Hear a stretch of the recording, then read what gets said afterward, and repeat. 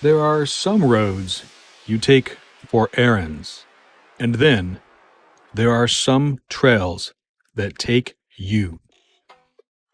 These three, Springwater Corridor, Row River Trail, and Banks-Vernonia, are not mere bike paths. They are arteries in the body of Oregon's forgotten memory, quietly pushing through overgrown ghost towns and the occasional glimmer of something watching. We begin with the Springwater Corridor, a 21-mile rail-to-trail conversion. For the most enjoyment, I recommend Googling Boring Station Trailhead and starting out in Boring, Oregon. There you will find restrooms and a nice parking lot in a neighborhood that looks somewhat safe. It does require that you pay to park there. But here, for the show of this map, we will begin in Portland. Concrete and city noise cling to you like humidity until the world softens. The Springwater Corridor is 21 miles of rail-to-trail conversion, but it feels older than steel.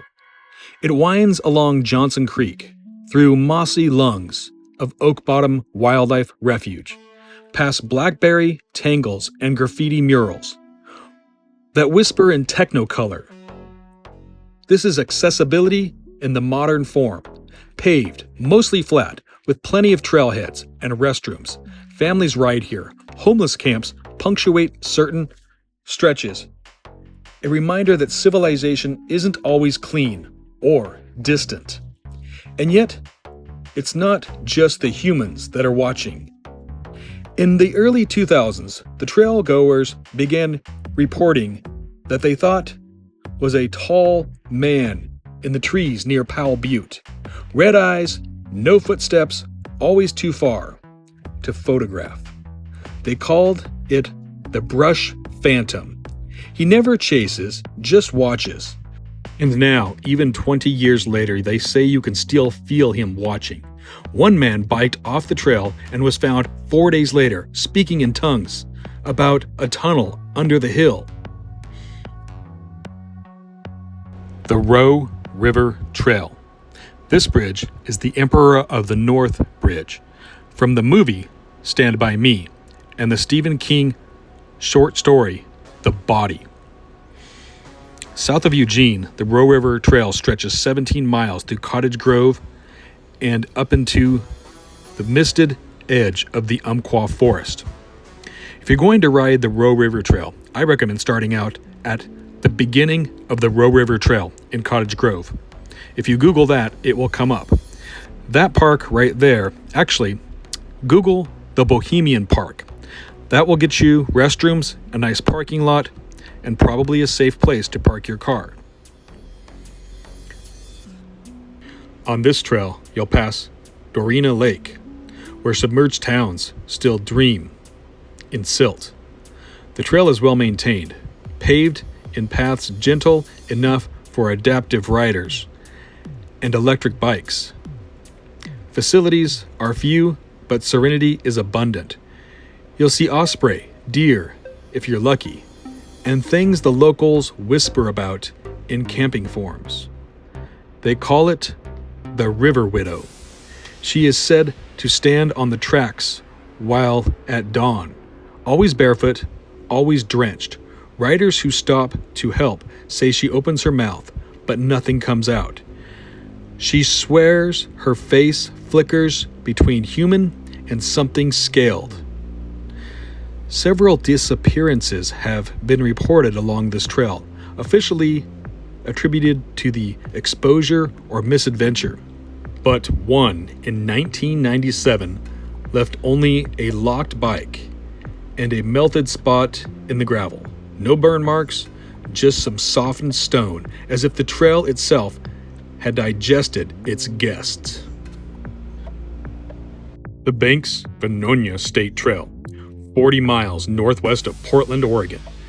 This one is the crown jewel, 21 miles of paved perfection, arching trestles, bridges, and ghost towns disguised as state parks. It begins in Banks and ends in Vernonia. But in between, oh, in between, you travel through time.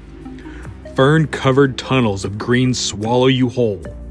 The wooden trestles creak under your tires like ancient ships. This was once a railway for logging. You can still feel the phantom rumble of locomotives long dead. Accessibly, mostly, yes, paved with moderate elevation. Wheelchair users can access several segments with help. Picnic areas and restrooms dot the route. And high bridges over Buxton is a rite of passage. But this trail carries peculiar pressure, like the air here holds more than gravity. Several cyclists reporting missing. I biked 20 minutes, they say, but my GPS logged 3 hours. One woman claimed to see a child walking in the woods, identical to her daughter back home in Salem.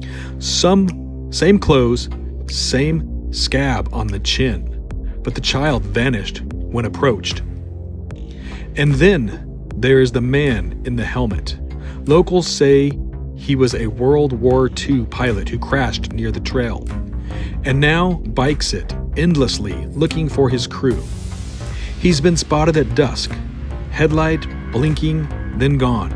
Riders pass him, hear war-era static on their phones, and feel icy wind, even on hot July evenings.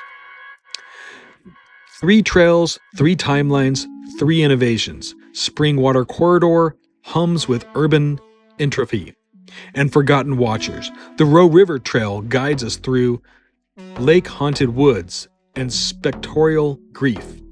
And the Banks-Vernonia, it echoes with time loops, ghost engines, and the thrum of something deep, the soil dreaming in tree rings. These are not just bike trails, they are thresholds. You do not merely ride them, you enter them, and something enters you.